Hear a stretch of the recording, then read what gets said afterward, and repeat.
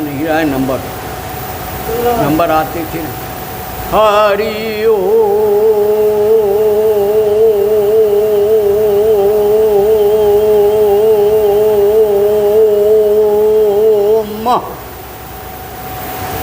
हरि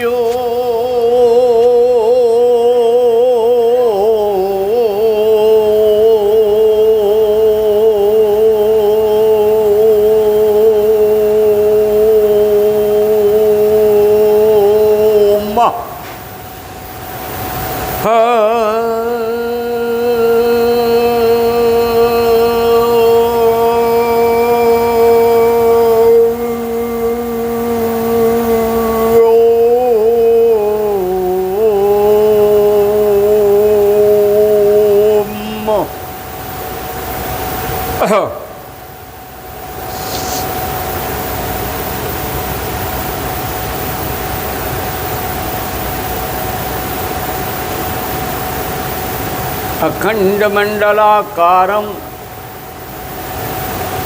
येन व्याप्त चराचरं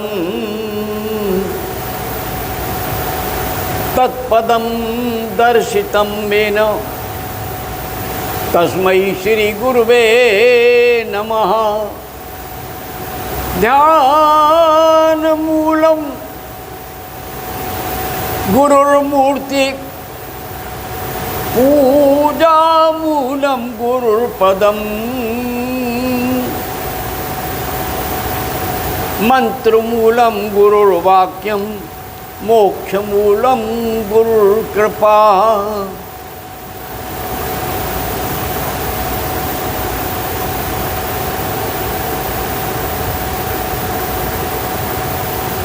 गुरुमध्ये स्थितो माता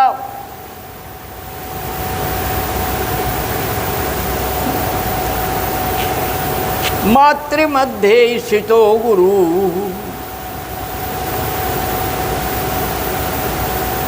गुरुमातर्नमस्तुभ्यं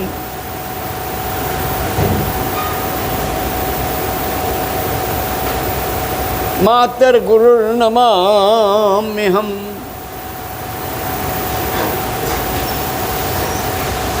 ऊर्ध्वशुण्डं मधः शुण्डं द्विधा व्यावृत्ति सुंदकम्।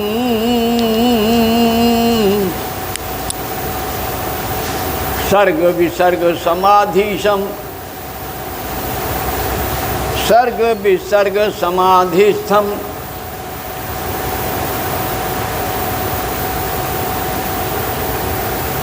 नमो ओंकार विनायकम्।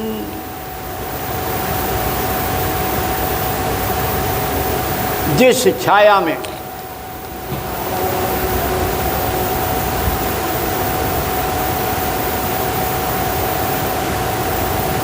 हम बैठना चाहते हैं, जिस तरफ का आनंद लेना चाहते हैं, उस वृक्ष की तलाश करनी पड़ी। सारे संसार में बाहर वृक्ष हैं, परंतु जो भारतीय वृक्ष हैं वो तो अक्षय हैं। भारतीय पुरुष हैं वो अक्षय हैं।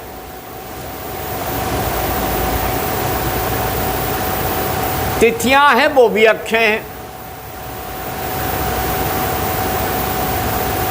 और सारे देव स्थानों का जन्म स्थान भी है। शायद सारे संसार में ऐसा कहीं नहीं हो जो जब किसी न किसी देव स्थान के बारे में हमने पूर्ण सतर्कता से जीवन के आनंद को न जाना हो। जो शांत मन से, चेतन से अपने आप को जानने का प्रयास करता है,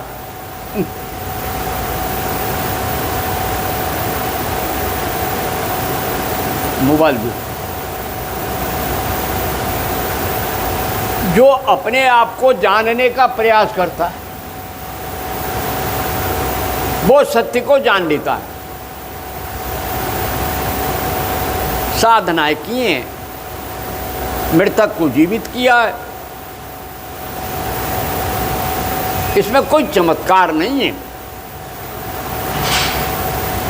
केवल क्रिया का होना ना होना है। सावित्री ने अपने पति को जीवित किया प्राणवायु के माध्यम, बट वृक्ष के नीचे बैठ के साधना की। दक्षिण भारत में बट सावित्री व्रत चल रहा है, चलता ही रहता है। उत्तर भारत में भी है, शनि अमावस्या बट सावित्री व्रत। आज भी हमारी संस्कृति अद्भुत है। जब हम एक दिन मेरे मन में विचार आया कि देखें बटके दूध में क्या है।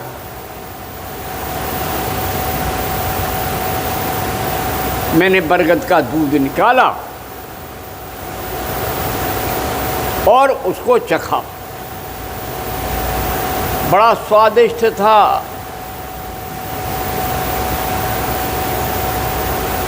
उसकी कोपल बहुत अच्छी थी। पीपल के पत्ते ने तो अद्भुत आनंद दिया।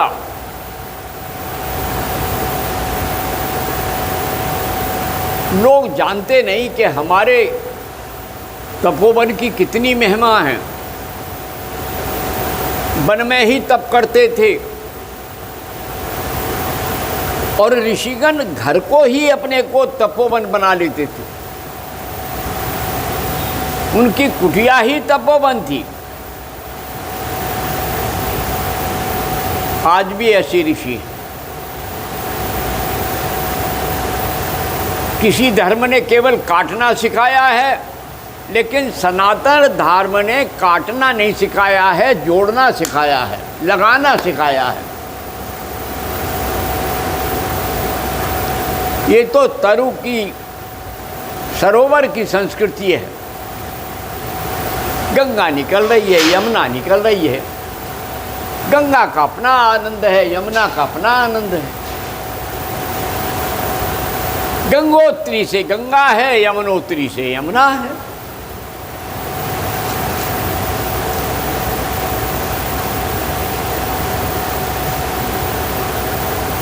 गंगा गोदावरी चैव।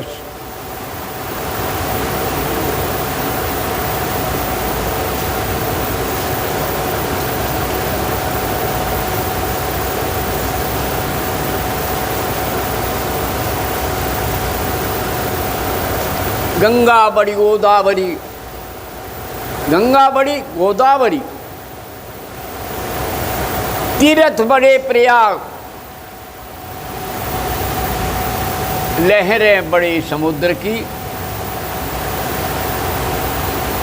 पाप कटे हरिद्वार।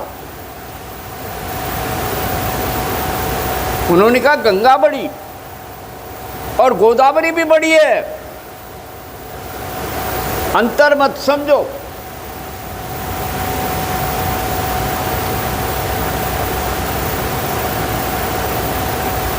हमारी सप्त नदियों का प्रणाम किया गया है।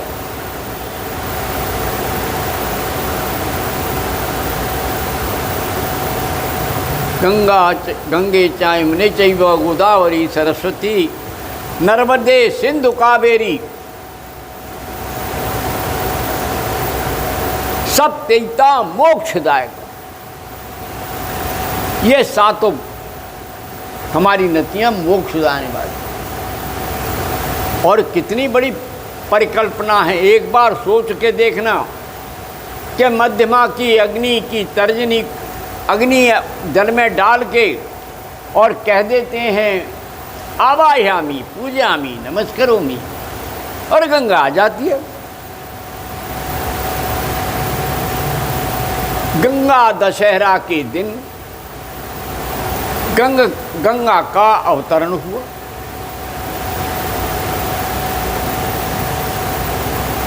और उसी दिन रामपुर नगर में हजारों साल का सुप्त पड़ा ललिता त्रिपुर सुंदरी का मंदिर फिर से जागृत हुआ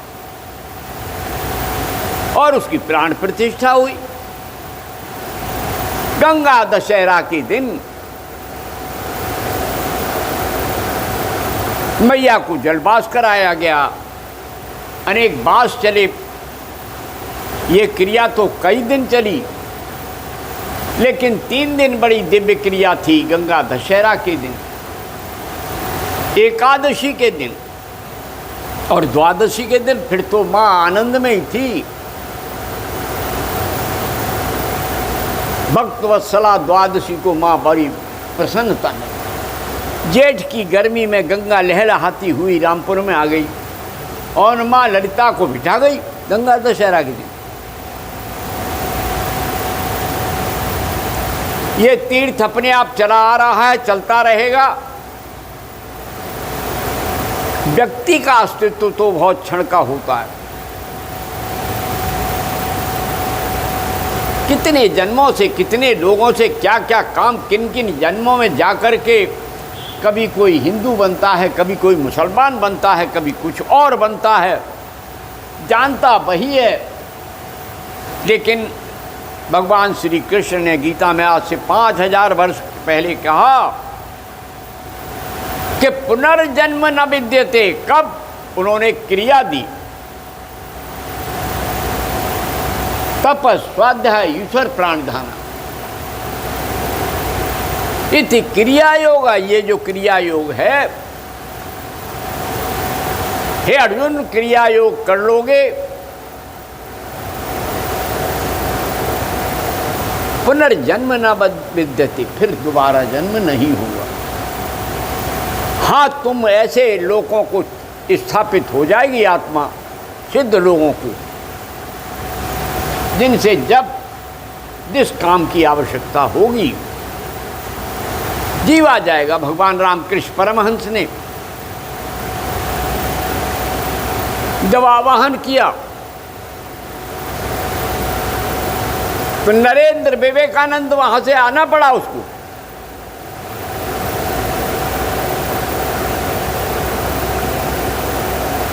और यहां मानव रूप में कार्य करना पड़ा, जागरण का, चैतन्यता का। भीड़ चल देती थी, प्रश्नों के उत्तर देने में उन जैसा कोई व्यक्ति था ही नहीं।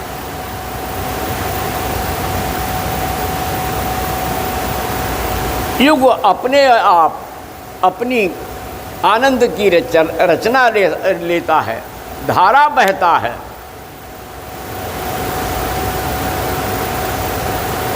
भारतीय संस्कृति अद्भुत है। ज्ञान के सागर में डूबकर केवल परमात्मा को पाया नहीं जा सकता, कर्म के आधार पर केवल परमात्मा को पाया नहीं जा सकता है। भक्ति अकेली ईश्वर को प्राप्त करने में सहायक नहीं बन सकती।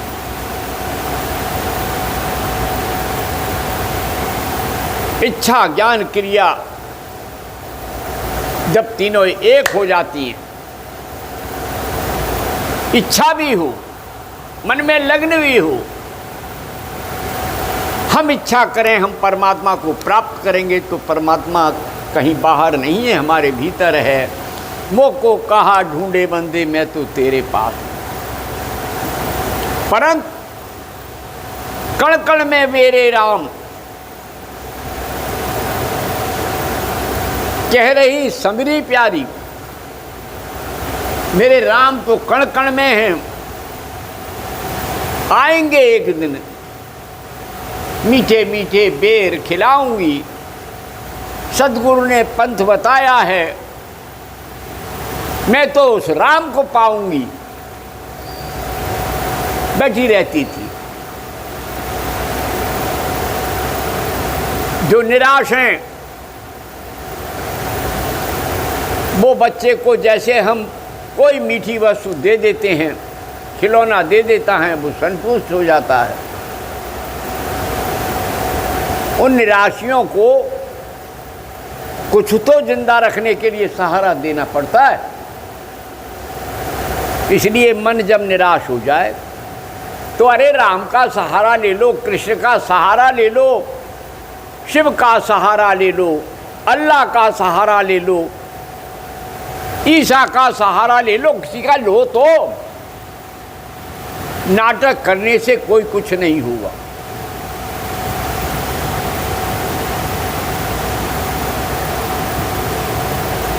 संसार में पूजा ग्रह तोड़ने की जरूरत नहीं है। ये शरीर मंदिर की तरह पूजा ग्रहों की भी पूजा करने की जरूरत है। वहां साधना तो करो जाकर, इकट्ठे ही नहीं होते। ऐसे ही से शरीर में जो 72 करोड़ देवता हैं, 40 करोड़ नहीं है, 72 करोड़ हैं।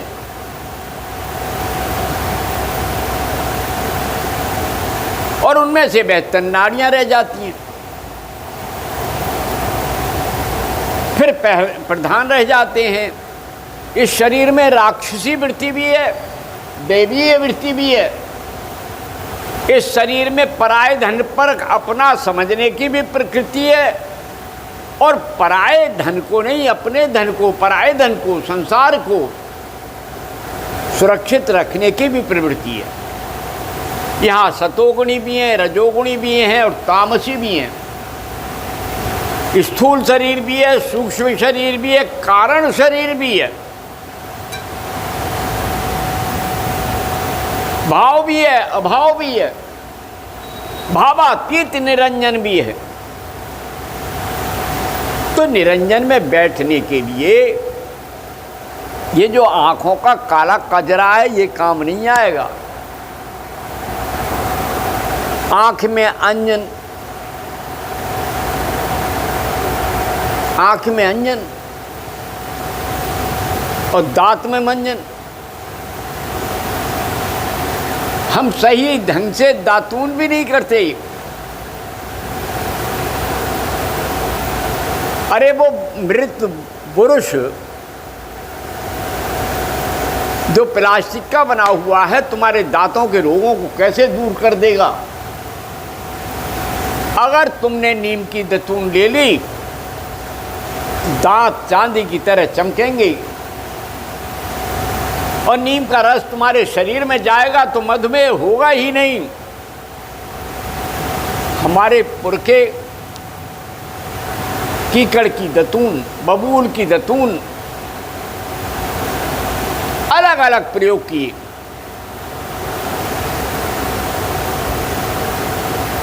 भगवान श्री कृष्ण की गीता पढ़ो, सारे धर्मों का निचोड़ जानो, और फिर देखो कि हमारे धर्म में गीता के अनुकूल क्या है। गुरुदेव नानक से जब पूछा कि संसार में कौन सा ग्रंथ सबसे उत्तम है, उन्होंने कहा आत्मग्रंथ, अपनी आत्मा को जानने का ग्रंथ।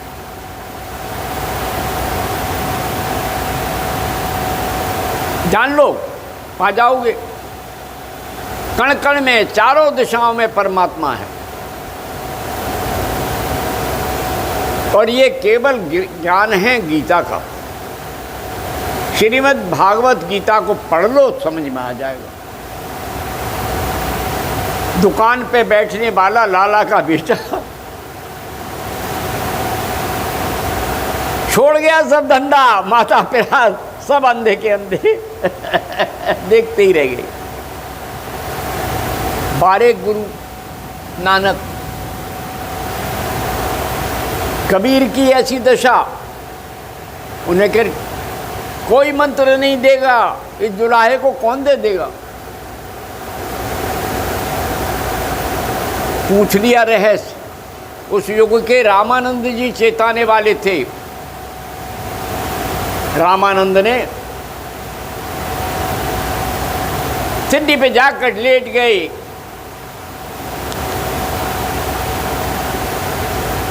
पैर की ठोकर लगते ही चेतना आ गई तो गुरु के स्पर्श मात्रेण जागृति कुंडली, ये कुंडली जागृत हो जाती है स्पर्श मार्ग से। जागो माँ कुंडली जागो,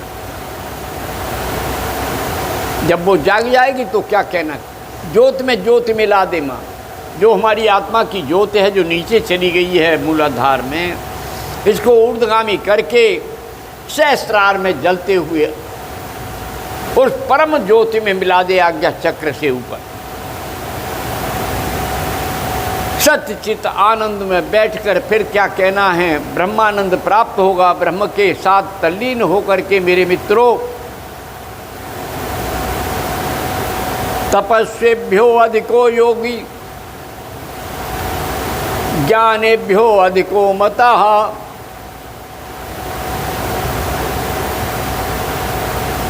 कर्मेभ्यो अधिको योगी तस्मात् योगी भव अर्जुना, योगी भव अर्जुना, योगी भव अर्जुना। तो मित्रों, योग साधना करो, अष्टांग से आकर के त्रियांग में समाहित हो जाओ, तप करो, स्वाध्याय करो, ईश्वर प्राणिधान करो, सब कुछ अपने आप हो जाएगा। संयम बरतो, नियमों को पालन करो। मन की पवित्रता है ही नहीं, मन में कवाड़ा कड़ुआ भरा पड़ा है, घृणा भरी पड़ी है।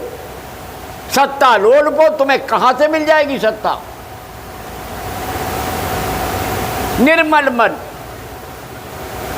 मैं राजनीतिक सत्ता की बात नहीं कर रहा हूं, मैं उस पर ब्रह्म की सत्ता जो सारे अखंड ब्रह्मांड को नचाता है। लोग अर्थ का अनर्थ निकाल देते। अरे राम में तो योगी रमण करते हैं। अरे भोगियों के जीतने से राम नहीं हार जाता है ना जीत जाता है। राम तो राम है, रमनते यस्मिन् योगिना सारा माँ सारा माँ सारा माँ सारा माँ। रंग रंग रंग ध्वनि हो रही है, उसे मिटा के दिखाए कोई। हर अनगूंज में राम, अग्नि जलाओ तो राम, अग्नि बुझाओ तो राम। व्याकरण की धुनियों में आ से लेकर डाकर ला तक है, और हाछा बड़े संतों को मिलती है हंस हंस हंस हंस। हम लक्षम, अरे ला पर लटके रहते हो, आप पर आके तो देखो। ला पृथ्वी का बीज अक्षर है। भाषा सीखो, विज्ञान सीखो, पढ़ना सीखो, जानो अक्षर विज्ञान को। मेरे मित्रों, चेतना जग जाएगी। मेरा भारत भारत है, भारत ही रहेगा, इसमें कोई दो खंड नहीं हो सकते। अखंड भारत, भारत का जो संकल्प लिया जाता है जम्बू नदी के आर्यवर्त अंतर्गत,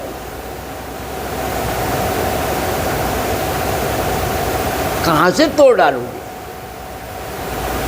मन के अंतर्भेद नहीं हो सकते। सारा समाज एक रस में डूबा हुआ है। छोटे छोटे सांप्रदायिक द्वंद्व बुलबुले की, पानी के बुलबुले के लिए तरह नदी में आते हैं और मिलते हैं और चले जाते हैं। कोई इससे प्रभाव नहीं पड़ता है। लेकिन उस सनातन परमात्मा का चिंतन सदैव रहा है, सदैव रहेगा और सदैव ही आनंद लेगा। बोलो सद्गुरुनाथ महाराज की जय, भगवान रामकृष्ण परमहंस की जय, गुरुदेव भारती जी की जय, सब संतों की जय। ओम शांति शांति शांति। जय माँ, जय भगवती, जय गुरुदेव। ओम।